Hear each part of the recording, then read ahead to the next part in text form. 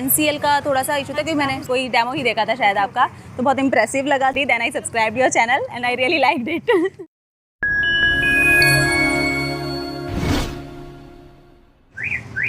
Hello everyone, welcome back to my channel. This side Divyanshi Diwakar from Government Educator. And आज हम हैं केंद्रीय विद्यालय नंबर 2 दिल्ली कैंट, जहाँ पे KVS PRT के इंटरव्यूज़ चल रहे हैं। तो चलिए पता करते हैं कुछ कैंडिडेट से कैसा था उनका इंटरव्यू एक्सपीरियंस, क्या क्वेश्चंस उनसे पूछे गए और क्या आपको डॉक्यूमेंट वेरिफिकेशन में कोई दिक्कत आ रही है या नहीं आ रही है। एंड आप कहाँ से बिलोंग करते हैं? मेरा नाम ऋतु है एंड मैं यहीं पालम दिल्ली से आई हूँ इंटरव्यू के लिए। मैम आपका फर्स्ट इंटरव्यू था? इससे पहले मैंने कॉन्ट्रैक्चुअल के लिए दिया था बट उस टाइम मेरी इतनी प्रिपरेशन नहीं थी, सो ये this is my second time. So how was your interview, like कैसा आपका एक्सपीरियंस रहा? मेरा इंटरव्यू अच्छा था, मतलब मैं ये नहीं कहूँगी बहुत अच्छा था पर ये भी नहीं कहूँगी बहुत ख़राब था, एवरेज कह सकती हूँ बिकॉज ये पैनल पे भी डिपेंड होता है। जो मेरे बोर्ड के, जैसे इन्होंने बोर्ड्स डिवाइड किए हुए हैं, लाइक 13 बोर्ड्स हैं इनके, तो हर पैनल जो है ना डिफरेंट टाइप के हैं।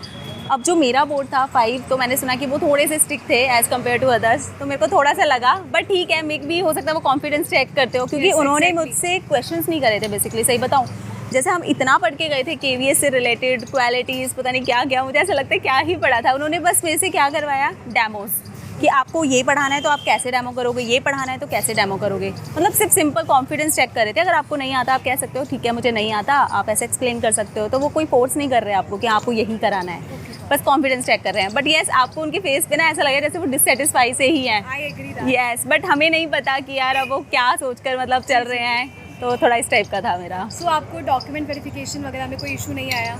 नहीं, ऐसे कोई इशू नहीं आया। मेरा एक्चुअली OBC से मैं बिलोंग करती हूँ, तो मेरा NCL का थोड़ा सा इशू था क्योंकि मैंने उसका थोड़ा बता दीजिए, बच्चों को बहुत इशू है। हाँ, पता है क्या, मैंने ना उसके लिए अप्लाई किया हुआ है, तो अभी क्या है उसे आने में थोड़ा टाइम लगेगा, 1 हफ्ता लगेगा, उसमें स्टैंप लगनी है। तो मैंने वहाँ से जो स्लिप ली थी ना वो मैंने यहाँ पे दे दी, उन्होंने एक अंडरटेकिंग करवा लिया उसमें। तो ऐसा कोई इशू नहीं है, आप उसको at the time of joining या जब भी होगा तो आप कर सकते हो सबमिट। तो ऐसा डॉक्यूमेंट्स का कोई प्रॉब्लम नहीं है, अगर आपका कोई पेंडिंग है तो आप कर सकते हो बाद में। एंड मैम, जो आपने अपना पूरा बायोडाटा फिल किया था उसमें से आपसे क्या क्रॉस क्वेश्चन वगैरह? लिटरली बताऊँ, बायोडाटा से कुछ भी नहीं पूछा। इवन मैंने वो वर्ड्स मेंशन किए थे कि वो उसमें से पूछे, बट उन्होंने उसमें से कुछ पूछा ही नहीं क्योंकि उनके क्वेश्चन सिर्फ अपने हिसाब से ही थे। उनको बेसिकली यही देखना थी बच्चों को कैसे पढ़ाएंगे, बस, और कुछ भी नहीं था मेरे साथ। तो आपका इंट्रोडक्शन वगैरह कैसा हुआ? हाँ, इंट्रोडक्शन मेरा अच्छा था। स्टार्टिंग में इंट्रोडक्शन में से लिया था, मैंने अपनी प्रॉपर एजुकेशन बताई थी और मेरा जो भी एक्सपीरियंस था वो मैंने उन्हें बताया। इसके बाद उन्होंने बस नॉर्मल फिर मेरे से पूछा कि ठीक है अगर बच्चों को ये वाला आपको कराना है, उन्होंने मेरे को यूनिटी के बारे में बोला था कि आपको यूनिटी अगर बच्चों को समझानी है तो आप कैसे समझाओगे। हालांकि यूनिटी से रिलेटेड कोई हमें वहाँ चैप्टर नहीं है, लेकिन आप अपने बिहाफ पे कोई स्टोरी अगर बता सकते हो तो वो बता सकते हो। तो मैंने भी एक लिटिल पिग्स की एक स्टोरी थी, उसको यूनिटी में थोड़ा सा इंटीग्रेट करके पढ़ा दिया था। एंड देन इसके बाद उन्होंने कहा ठीक है अभी आपने रिसेंट में क्या पढ़ा है, मतलब कुछ ऐसा कोई डॉक्यूमेंट आपने पढ़ा है। अब मुझे याद आ रहा था कि यार मैं KVS की तैयारी कर रही हूँ, तो मैंने अभी दीक्षा के बारे में पढ़ रही थी, दीक्षा, तो मैंने थोड़ा उसी के बारे में एक्सप्लेन कर दी क्योंकि मुझे पता था मैं उसके बारे में एक्सप्लेन कर पाऊंगी। तो उन्होंने बोला क्या पढ़ा, मैंने कहा जैसे हम उसमें ICT का यूज़ कर रहे हैं, मॉडर्न टेक्नोलॉजी, वो सब उससे रिलेटेड। फिर उन्होंने थोड़ा मुझसे पूछा। तो आप जहाँ घुमा सकते हो ना इंटरव्यू का, आपको लग रहा है कि वो पूछे वही, तो आप वही ले जाओ। हाँ, यस, तो मैंने वही किया। कैंडिडेट्स को क्या मतलब बोलना चाहेंगे कि आप किस तरह से अपनी प्रिपरेशन करके आए इंटरव्यू के लिए? देखो, मुझे ऐसा लगता है सबसे पहली चीज़ कॉन्फिडेंस, क्योंकि वो वही चेक कर रहे हैं। आपको लगेगा कि वो स्टिक है, जैसा मुझे भी लगा वो स्टिक है, बट मुझे ऐसा लगता है कि ना वो कॉन्फिडेंस ही चेक कर रहे थे कि आप, मतलब ऐसा होता है ना हम स्टैमर कर जाते हैं एकदम से। हाँ, वो रिएक्शंस नहीं दे रहे। और मे भी हो सकता है कि यार अब वो उनके ऊपर है कि वो क्या सोच रहे हैं, हो सकता है कॉन्फिडेंस के लिए ऐसा कर रहे होंगे। तो चिल रहना है, आराम से कॉन्फिडेंस से दो, कुछ नहीं है ऐसा, कुछ ऊपर से नहीं पूछ रहे, बच्चों से रिलेटेड है। जो आपके माइंड में स्टेम आएगा आप बोल देना, कोई इशू नहीं है, बस शांत नहीं रहना है, बोलना है।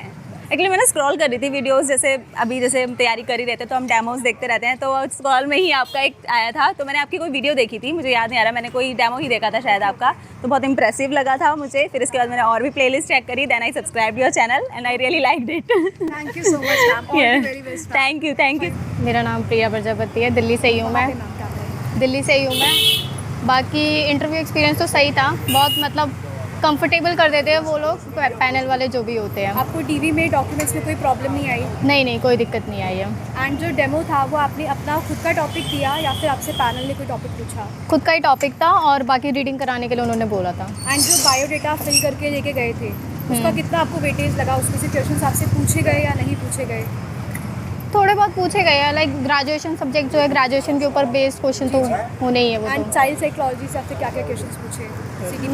सच ज़्यादा कुछ नहीं। ओके, आप बाकी को क्या बोलना चाहेंगे मैम इंटरव्यू के लिए? ग्रेजुएशन NCERT, बस ये 2 चीज़ें हैं। Thank you so much. Thank you. अपनी तैयारी करते रहे, प्रिपरेशन अच्छे से करिए, Till then, tata bye bye and keep hustling.